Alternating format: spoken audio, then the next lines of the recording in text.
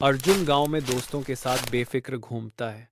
हर कदम पढ़ाई के आह्वान के खिलाफ एक कोमल विद्रोह है। शांत गांव उनके चारों ओर खुलता है।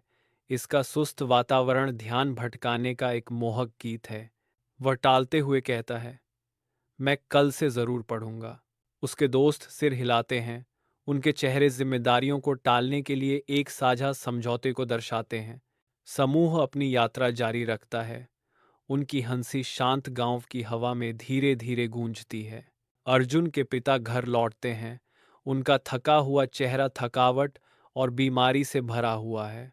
अर्जुन अपने पिता को देखता है और चिंता से पूछता है, आप इतने अस्वस्थ हैं, फिर भी काम पर क्यों गए?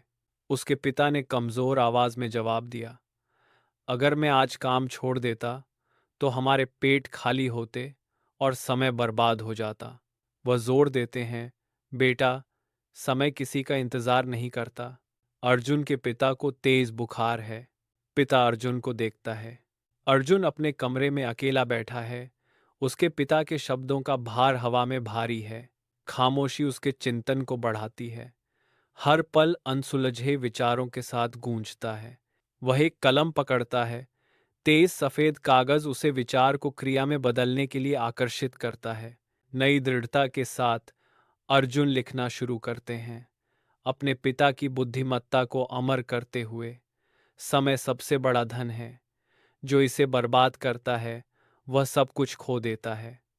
विशाल आकाश के नीचे अर्जुन खेत में परिश्रम करता है। उसकी गतिविधियां अटूट समर्पण का प्रमाण है। उसकी भौहें सिकुड़ जाती हैं, मेहनत से नहीं, बल्कि ज्ञान के भार से जिसे वह खोजता है। उसका दिमाग अध्ययन के विचारों से जलता है। यह क्षेत्र उसका आश्रय स्थल बन जाता है। प्रत्येक कार्य एक ध्यान है। प्रत्येक क्षण ज्ञान की ओर एक कदम है। मैदान के हृदय में अर्जुन श्रम को कड़ी मेहनत और समर्पण के प्रमाण में बदल देता है।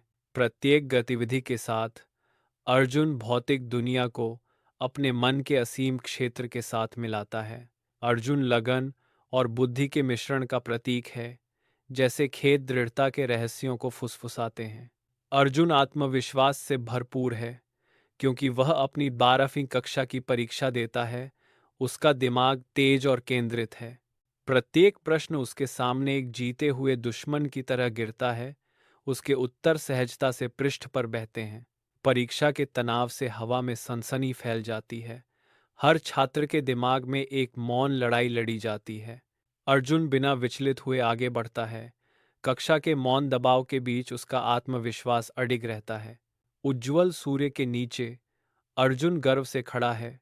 विजय और बुद्धिमत्ता का प्रतीक है, क्योंकि उसे स्नातक भाषणकर्ता के रूप में सम्मानित किया जाता है।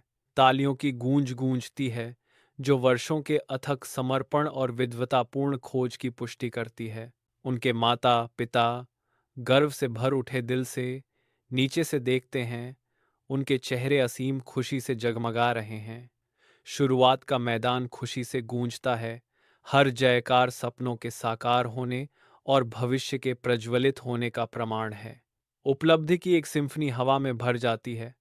लचीलेपन के लिए एक सामूहिक श्रद्धांजलि और जीत का मीठा स्वाद। इस पल में समय रुक जाता है।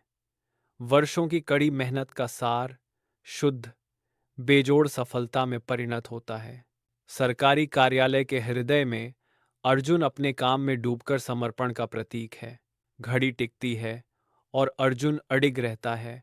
व्यस्त कार्यालय में अखंडता का प्रतीक। प्रत्येक दस्तावेज जो वह संभालता है, न्याय और सार्वजनिक सेवा के प्रति उनकी प्रतिबद्धता को दर्शाता है।